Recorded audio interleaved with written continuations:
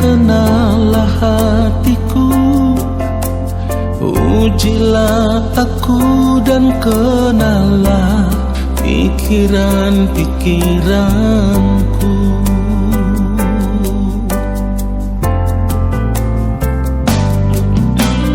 Selidikilah aku, ya Allah, dan kenallah hatiku, ujilah aku dan kenallah pikiran-pikiranku.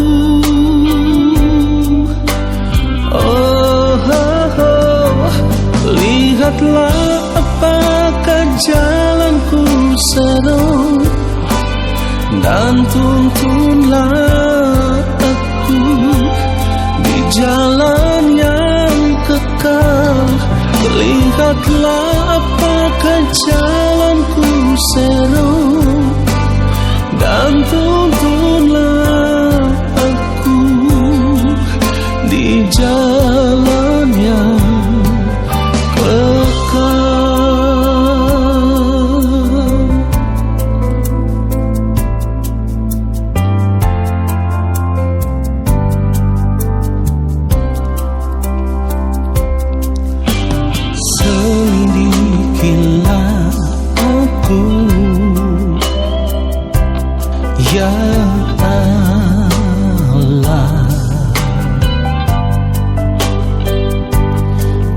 kenallah hatiku, ujilah aku dan kenallah pikiran-pikiranku.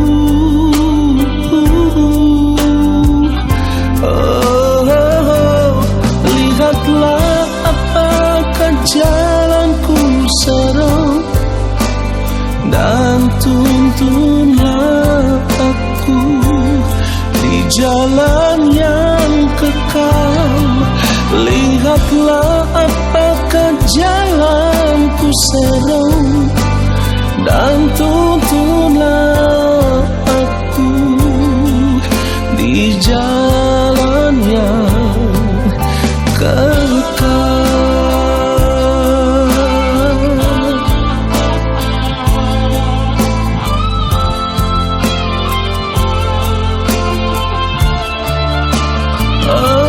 Lihatlah apakah jalanku serong, dan tuntunlah aku di jalan yang kekal.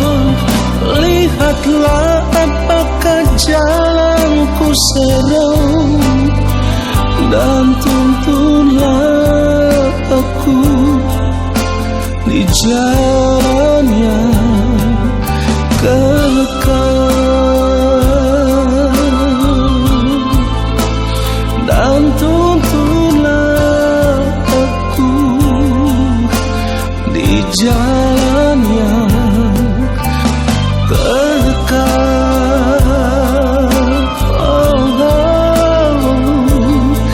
Dan tuntunlah aku di jalan yang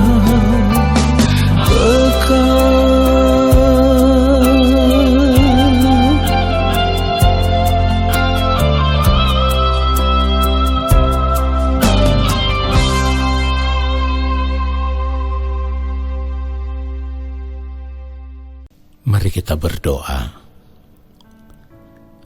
Allah Bapa yang Maha Kudus, yang Maha Agung, yang Maha Mulia,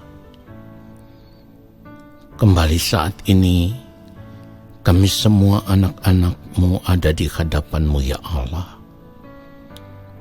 Kami mau duduk diam di dalam hadirat Tuhan. Kami mau menanti-nantikan Engkau yang Maha Kudus. Biarlah saat ini Bapa kiranya berkenan melawat kami lewat kebenaran firman-Mu yang akan kami dengar. Biarlah Bapa berbicara bagi kami. Bapa memberikan kepada kami semua hikmat pengertian Di dalam pengurapan Roh Kudus kami diurapi supaya kami boleh mengerti secara benar setiap kebenaran firman yang kami dengar. Lalu ketika kami mengerti, Roh Kudus Tuhan yang akan menuntun kami kepada segala kebenaran. Kami mau hidup di dalam firman-Mu, dan firman-Mu tinggal di dalam kami, ya Bapa. Urapilah hamba-Mu, sebab hamba tidak dapat berbuat apa-apa. Ya Bapa, taruhlah setiap perkataan dalam lidah bibir mulut hamba-Mu, supaya apa yang hamba sampaikan itu merupakan kebenaran yang benar-benar berasal dari hati Bapa, dari pikiran dan perasaan Bapa. Dan biarlah kebenaran firman-Mu itulah yang memberkati setiap kami. Di dalam nama Tuhan Yesus Kristus, kami siapkan hati kami untuk menerima kebenaran firman-Mu. Haleluya. Amin. Saudara yang dikasihi oleh Tuhan Yesus Kristus, kita harus menyadari bahwa sebagai manusia kita semua memiliki ruang hati, ya. Ada ruangan yang khusus di dalam hati kita.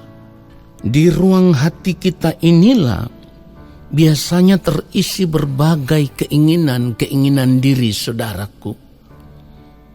Di ruang hati inilah terisi selera jiwa, terisi dengan berbagai hasrat. Nah saudaraku, sebagai orang percaya kita harus memeriksa. Selama ini kita mengisi ruang hati kita ini dengan keinginan seperti apa? Ya, selera jiwa seperti apa? Hasrat atau gairah seperti apa? Yang kita isi di dalam ruang hati kita ini, saudaraku.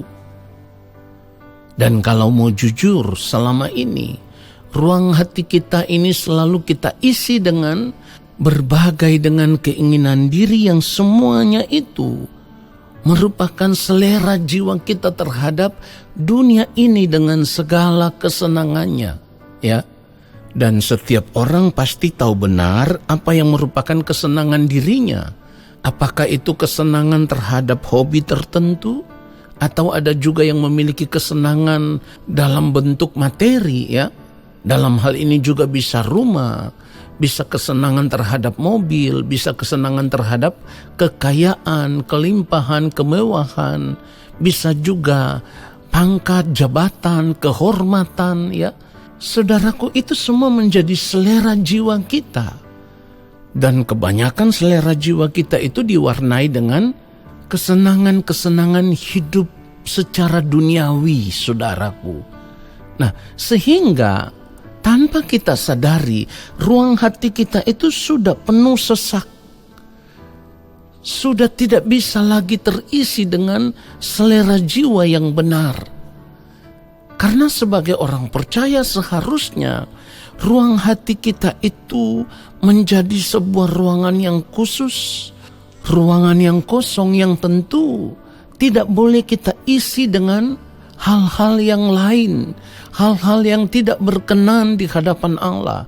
Tetapi ruang hati kita itu seharusnya kita isi dengan hati yang sungguh-sungguh mengingini Tuhan saja. Hati yang sungguh-sungguh mengasihi Tuhan saja.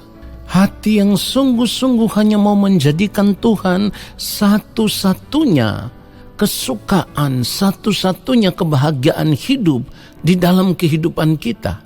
Artinya tidak ada lagi kebahagiaan hidup yang lain yang bisa mengisi hati kita selain Tuhan saja. Kenapa saya katakan bahwa seharusnya ruang hati kita ini diisi oleh selera, kerinduan, keinginan akan Tuhan saja melebihi apapun. Karena kalau ruang hati kita isi dengan berbagai keinginan diri, selera jiwa kita hanya ditujukan kepada berbagai hawa nafsu diri yang dipenuhi dengan keinginan-keinginan daging terhadap kesenangan-kesenangan dunia ini, maka sebenarnya kita tidak akan pernah bisa dibentuk oleh Tuhan, diproses menjadi pribadi seperti yang dikehendaki oleh Allah Bapa di sorga, saudaraku. Itulah sebabnya firman Tuhan katakan, kalau kita membaca Lukas 14 ayat 33, Lukas 14 ayat 33, demikian pula lah tiap-tiap orang di antara kamu yang tidak melepaskan dirinya dari segala miliknya tidak dapat menjadi muridku. Saudara perhatikan itu. Ini Tuhan Yesus yang katakan. Dengan kata lain, kalau kita mau diproses, kalau kita mau dididik, kalau kita mau dibentuk oleh Tuhan, maka kita tidak boleh terikat dengan segala bentuk keinginan diri. Kita tidak boleh terikat dengan selera jiwa yang hanya tertuju kepada kesenangan-kesenangan duniawi, saudaraku. Semuanya itu harus kita lepaskan. Artinya ruang hati kita tidak boleh diisi lagi dengan semua keinginan terhadap apapun kesenangan-kesenangan diri yang kita anggap itu membahagiakan, yang kita anggap itu membuat kita merasa nyaman, yang kita anggap itu menyenangkan bagi kita, itu menyukakan hati kita. Semuanya itu harus kita buang. Firman Tuhan katakan kita harus melepaskan diri dari apapun yang kita miliki. Ya, kalau kita tidak mau melepaskan diri dari semuanya itu, maka kita tidak bisa dididik oleh Tuhan, kita tidak bisa dibentuk oleh Tuhan, kita tidak bisa diproses oleh Tuhan. Saudara, benar, kita ini di dalam Kristus sudah diselamatkan. Kita menerima anugerah keselamatan dari Bapa di surga dengan cuma-cuma. Tetapi kita harus benar-benar meresponi anugerah keselamatan itu secara benar juga.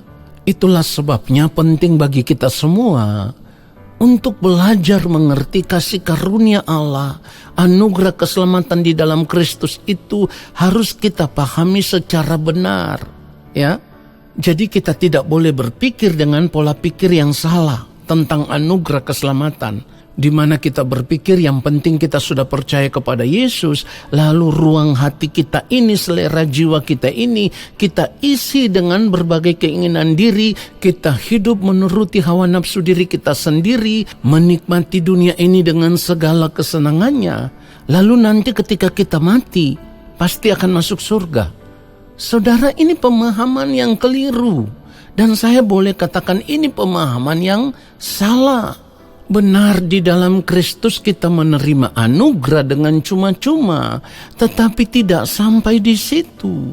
Sebab di dalam Kristus, status kita sebagai orang yang berdosa itu ditebus oleh Kristus. Ingat, status kita sebagai orang yang berdosa itu ditebus, ya. Oleh anugerah keselamatan itu kita ditebus, dan oleh penebusan itulah kita kembali dibenarkan di hadapan Allah Bapa di sorga. Kita kembali dipandang benar oleh Bapa, sekalipun ya keadaan kita belum benar-benar benar. Karena apa? Karena sifat dosa, karakter dosa itu masih menempel di dalam diri kita. Saudaraku, mari perhatikan baik. Jadi, status kita sebagai manusia yang berdosa itu sudah ditebus oleh Kristus. Tetapi keberadaan diri kita sebagai orang yang berdosa ini harus dibaharui terus-menerus. Karena yang dibaharui itu kan sikap kita, pikiran perasaan kita, perkataan kita, perbuatan kita, tingkah laku kita, tindakan kita, semuanya itu harus terus mengalami pembaharuan dari hari lepas hari. Pembaharuan inilah yang akan membuat kita menjadi berbeda dengan dunia ini, saudaraku. Nah, itulah yang dimaksudkan di dalam Roma 12 ayat yang kedua. Janganlah kamu menjadi serupa dengan dunia ini, tetapi berubahlah oleh pembaharuan budimu, sehingga kamu dapat membedakan manakah kehendak Allah, apa yang baik, yang berkenan kepada Allah, dan yang sempurna. Perubahan itu harus terus terjadi, saudaraku. Kita harus berubah, kita harus berbeda dengan dunia ini. Sebab kalau kita tidak mau menjadi pribadi yang berbeda dengan dunia ini, maka kita tidak akan pernah bisa mengerti apa yang menjadi kehendak Allah. Apa yang baik, yang berkenan kepada Allah dan yang sempurna. Kita tidak akan pernah bisa mengerti itu. Nah, untuk mengerti itu, kita harus dididik oleh Allah, saudaraku. Dan tentu Allah akan mendidik kita menjadi anak-anaknya yang memiliki standar kehidupan yang benar-benar istimewa. Dan saya selalu katakan bahwa standar kehidupan anak-anak Allah itu adalah pribadi Kristus. Untuk mencapai standar kehidupan seperti yang Allah Bapa di sorga kehendaki, dalam hal ini untuk menjadi sama seperti Kristus, kita tidak bisa terikat dengan kesenangan diri apapun, saudaraku. Dan gaya hidup seperti itulah yang ditunjukkan oleh Yang Mulia Tuhan Yesus Kristus ketika hidup mengenakan tubuh daging ini. Ketika hidup sama seperti manusia, Tuhan Yesus sama sekali tidak pernah memiliki keinginan diri terhadap kesenangan-kesenangan hidup dunia ini, saudaraku. Tidak ada yang dinikmati. Dan saya katakan ini berulang kali. Hidup sama seperti Kristus itu kita harus mematikan dari dalam kehidupan kita. Dengan kata lain, kita harus melepaskan, mengosongkan ruang hati kita itu dari setiap keinginan-keinginan yang hanya ditujukan kepada dunia ini dengan segala kesenangannya. Jika tidak, kita tidak akan pernah bisa dididik oleh Allah. Makanya tadi firman Tuhan katakan apa? Tiap-tiap orang di antara kamu yang tidak melepaskan dirinya dari segala miliknya tidak dapat menjadi muridku. Perhatikan itu. Kita tidak bisa dididik oleh Allah kalau kita masih terikat dengan berbagai kesenangan-kesenangan diri terhadap dunia ini dengan segala kesenangannya, apapun bentuknya. Oleh sebab itu saya katakan di awal, ruang hati kita itu harus kita kosongkan. Yang harus menempati ruang hati kita yang paling dalam itu, yang harus mengisi ruang hati kita itu hanya satu. Cinta kita terhadap Bapa di sorga. Kasih kita terhadap Bapa di sorga. Kerinduan kita terhadap Bapa di sorga. Keinginan kita hanya tertuju kepada Bapa di sorga. Inilah cara kita merespon anugerah keselamatan yang kita terima di dalam Kristus. Kita harus meresponi ini dengan benar, saudaraku. Jadi setelah kita tahu di dalam Kristus kita ditebus, maka kita sudah tidak boleh lagi memiliki keinginan apapun terhadap dunia ini selain kita mau berkata kepada Bapa, hidupku milik-Mu ya Allah. Perbuatlah apa yang Engkau pandang baik, dan ku mau hidup di dalam ketaatan melakukan kehendak-Mu. Cara hidup seperti inilah yang dimiliki oleh Yang Mulia Tuhan Yesus Kristus, saudaraku. Saudara perhatikan ini, orang percaya yang tidak mau melepaskan diri dari berbagai keinginan dan hawa nafsu diri terhadap dunia ini dengan segala kesenangannya, maka ia sedang menyia-nyiakan keselamatan di dalam Kristus Yesus. Sebab kalau kita tidak melepaskan diri dari setiap keinginan-keinginan terhadap dunia ini dengan segala kesenangannya, maka kita tidak bisa hidup di dalam ketaatan penuh untuk melakukan kehendak Allah Bapa di sorga. Yang Mulia Tuhan Yesus Kristus ketika hidup sebagai manusia, hidup di dalam ketaatan penuh dengan tidak memiliki keinginan apapun terhadap dunia ini dengan segala kesenangannya. Sebab ketika hidup sebagai manusia, keinginan Yesus saat itu, saya katakan Yesus, karena saat itu Yang Mulia Tuhan Yesus Kristus sedang hidup dalam keadaan sebagai manusia. Keinginan Yesus saat itu hanya satu, menyukakan dan menyenangkan hati Bapa, melakukan kehendak Bapa. Itulah sebabnya Tuhan Yesus katakan apa? Makananku ialah melakukan kehendak Dia yang mengutus aku dan menyelesaikan pekerjaannya. Tidak ada yang lain, saudaraku. Ibrani pasal yang kedua ayat 1 kalau kita baca, ya. Karena itu harus lebih teliti kita memperhatikan apa yang telah kita dengar, supaya kita jangan hanyut di bawah arus. Nah, arus di sini bisa arus dunia ini, saudaraku. Kita harus berhati-hati, saudaraku. Ayat yang kedua, sebab kalau firman yang dikatakan dengan perantaraan malaikat-malaikat tetap berlaku, dan setiap pelanggaran dan ketidaktaatan mendapat balasan yang setimpal.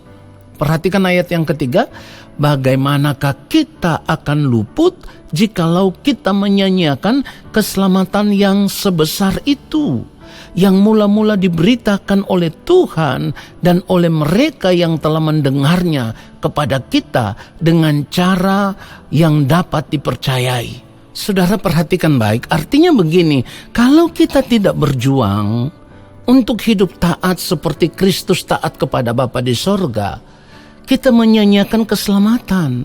Artinya, seperti yang firman Tuhan katakan tadi, supaya kita jangan hanyut di bawah arus. Arus yang dimaksudkan di sini bisa arus dunia dengan segala keinginannya. Artinya, kalau kita terbawa oleh arus dunia ini, karena hati kita diisi dengan berbagai keinginan-keinginan diri, lalu kita hanya mengikuti selera jiwa kita, hawa nafsu diri kita, maka kita akan jatuh. Artinya kita tidak hidup sesuai dengan kehendak Bapa di sorga. Jatuh lagi, dan kita tidak akan pernah bangkit, saudaraku. Karena sudah terlalu jauh kita terbawa oleh arus dunia. Nah, sampai pada titik tertentu, saya mau katakan, kita sudah tidak bisa bertobat lagi dengan sungguh-sungguh. Inilah yang akan membahayakan kehidupan kita. Inilah yang dikatakan kita menyanyiakan keselamatan yang besar itu, saudaraku. Nah, saudara, oleh sebab itu kita harus merespon keselamatan di dalam Kristus itu secara benar. Artinya hati kita jangan lagi diisi dengan keinginan-keinginan diri yang bukan keinginan Allah. Tetapi hati kita itu diisi dengan satu saja, kasih kita terhadap Bapa di sorga. Orang yang mengasihi Allah akan berjuang hanya untuk melakukan semua kehendak Allah Bapa di sorga. Kalau keinginan hati kita dipenuhi oleh berbagai keinginan dunia, saya mau katakan, kita tidak akan pernah bisa mengasihi Allah secara benar. Kalau kita tidak mengasihi Allah, kita menjadi orang yang terkutuk. Firman Tuhan mengatakan itu. Jadi perhatikan baik, tadi saya katakan status kita sebagai orang berdosa itu sudah ditebus. Tetapi keberadaan hidup kita sebagai orang berdosa itu harus terus diubah. Tujuan daripada diri kita harus terus berubah itu hanya satu. Supaya kita memiliki ketepatan ya dalam cara hidup seperti yang Allah Bapa di sorga kehendaki. Jadi saudaraku, seharusnya kita menyadari bahwa sebenarnya kita ini seperti orang yang sakit, yang masih perlu disembuhkan. Tadi saya katakan status kita sebagai orang yang berdosa itu ditebus, tetapi keberadaan hidup kita sebagai orang berdosa itu harus terus dibaharui. Artinya kalau kita menyadari bahwa kita ini adalah orang yang sakit, jiwa kita ini, manusia batinia kita ini kan sakit. Artinya keadaan manusia batinia kita ini belum seperti yang dikehendaki oleh Allah Bapa di sorga. Nah, di sini kita harus menyerahkan diri kepada Bapa di sorga supaya kita dididik, dibaharui, supaya kita bisa disembuhkan. Disembuhkan artinya karakter kita, pribadi kita boleh kembali dipulihkan menjadi manusia seperti yang Allah rancangkan semula, menjadi pribadi yang sama persis dengan Kristus, serupa dengan Kristus, dan sempurna seperti Allah Bapa di sorga yang adalah sempurna. Ini tujuan hidup kita sebagai orang percaya dalam mengerjakan keselamatan itu dengan takut dan gentar. Kalau kita tidak mau berjuang, maka manusia batinia kita tidak akan seperti yang dikehendaki oleh Allah. Itulah sebabnya firman Tuhan katakan apa? 2 Korintus pasal 4 ayat 16. Sebab itu kami tidak tawar hati, tetapi meskipun manusia lahiriah kami semakin merosot, namun manusia batinia kami dibaharui dari sehari ke sehari. Ini tujuan utama. hidup orang percaya dibaharui, supaya manusia batinianya itu semakin dimurnikan menjadi pribadi seperti yang Allah Bapa di sorga kehendaki. Ini harta kekayaan yang akan kita bawa sampai kita menghadap Bapa di sorga, manusia batinnya yang berkenan kepada Allah Bapa di sorga. Kiranya kebenaran firman Tuhan ini menyadarkan kita supaya kita mengosongkan ruang hati kita, tidak diisi dengan hal-hal yang lain selain diisi dengan cinta kita terhadap Tuhan, kasih kita terhadap Tuhan, kerinduan kita untuk ada bersama-sama dengan Tuhan di dalam kerajaan-Nya. Tuhan Yesus memberkati kita semua. Amin. Saudara, mari kita angkat tangan di hadapan Bapa di sorga dan terimalah berkat-Nya. Segala berkat kasih karunia daripada Allah Bapa di sorga, rahmat cinta kasih yang berlimpah-limpah dari Gembala Agung Tuhan Yesus Kristus di dalam persekutuan dengan Roh Allah yang kudus turun atas kehidupan kami semua, menyertai langkah kehidupan kami semua, memberkati kehidupan kami semua saat ini sampai selama-lamanya. Amin.